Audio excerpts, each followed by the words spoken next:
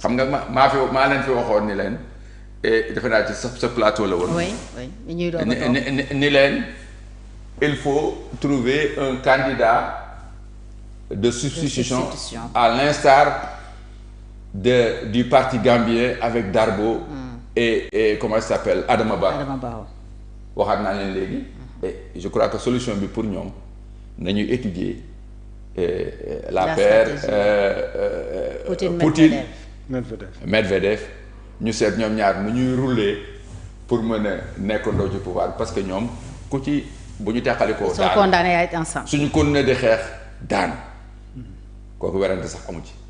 et surtout que nag ñoom dañu am le désavantage ñëw ci contexte économique et social boo xam ni je crois que lenn rek nga ko mën méngaleel mooy bi ñuy waaj def le plan d'ajustement structurel où le pays était presque en cessation de paiement bu Arabie Saoudite ak France ak ñu mel noonu jàpp ci woon ñu kii boole ci sa diggante ak France aussi baaxul surtout nag. est-ce que seen. donc à la limite ñoom seen situation mënuloo ko rek analyser politiquement rek yam ca da ngay xool le contexte socio-économique nga xam ni moo sous-tendre li nit ñooñu nga wax ñooy voté li ñuy lekk li ñuy naan li ñuy éclairer woo li ñuy réfrigérer li ñuy seraloo li ñuy def ci seen poos li ñuy fayal seen doom li ñuy nangam ak naa li ñuy demee marché li ñuy fayee seen bor li ñuy fayee l'impôt li ñuy fayee loolu yëpp mais loolu mooy la situation rek te réew mi nag dafa tombé ci lu jafe-jafe nan la Abdou Diouf de ba mu amee dafa woote au consensus national. kon loolu donc ñoom actuellement il faut que non seulement au plan personnel ñoom ñaar ku ci nekk ñu seet nu ñuy defee ni diggante Medvedev ak Poutine parce que ñoom ñaar ku ci nekk taxaw nga te gëw ma ni kenn ci ñoom dana céder par rapport ak ki ci des dañuy xeex rek ba deew te defe naa ni kooku baaxul ci kii baaxul ci kii baaxul ci seen ay militants. beneen bi mooy jafe na ci réew mi te réew nag bu demee ba jafe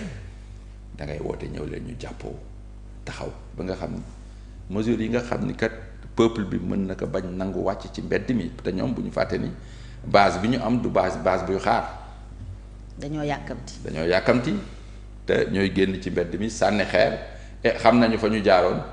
ba daaneel Macky Sall yoon wa nag xam nañ ko te defe naa ni ni ci Macky mënoon résister góob régime bi dana ko résister donc y a autant de facteurs yoo xam ne tey jii comme li Assane wax rek. lee xeeñ neexul te njort mënu ci rafet. kon nag ñoom au lieu ñu nekk fi di dóoreeg di tëjati def yu mel noonu nañu toog saytu seen bopp réfléchir ci seen bopp réfléchir ci bi ñu toogee ci nguur gi ba léegi. seet ndax lii ñu nekk jëm na kër wala jëmul kër législative yi di ñëw te bu boobaa aussi parti au pouvoir la xeex yi dana am seen biir. pour positionner wu maay nekk maire diw wala du ma nekk maire diw. nawetaan la soo jëlee diw ma dem ànd ak diw daaneel ko loolu jógu fi. votre sanction. voilà donc soxna si je crois que mbir mi kenn mënu ko jeexal. alors boo leen doon xelal ñu jeexal foofu wax boo leen doon xelal tey yan réforme structurelle la ñu war a teg peut-être pour teg réew mi ci yoonu émergence génne ñu ci jafe-jafe yi nekk parce que plan de redressement bi moom ñu bëri jàpp nañ ne du ñu yóbbu fenn su dul gën a metti ci askan bi. waaw bi ci jëkk daal mooy jéem a waxtaan ak FMI ak France parce que bu France basculé jàpp ci. nekkuñu ci loolu président tukkeem bi. non mais wéragul. wéragul président demoon na fa premier ministre neen daf fay na ba mu neex ko mu ni agenda ma maytu ko mu dem am na lu xew. am na lu xew ci diggante bi waaw. te tant que France soxluwul ci FMI. li nguur gi bëgg FMI du ko defal. te FMI bu àndul ak ñun et bientôt danañ am jafe-jafe pour am xaalis pour leb parce que biir réew mi xaalis bi alal ji ñu fi xaar amu fi parce que ñoom bañ fi nekkee ba léegi bu ñu amee xaalis leb ko ci bitim réew la ñu dem wala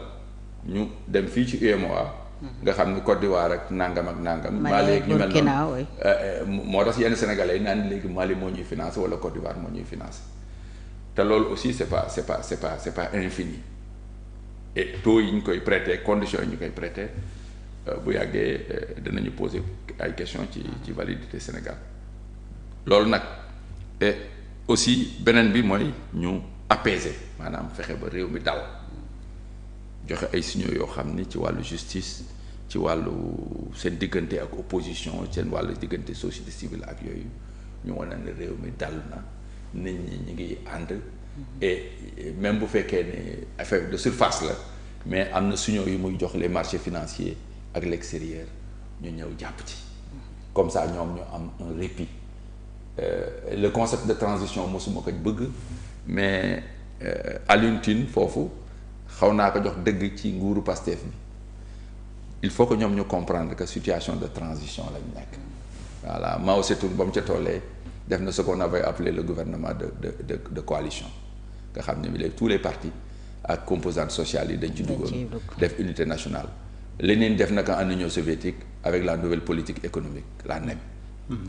malheureusement élément de gauche yi ci nekk ci biir Pastef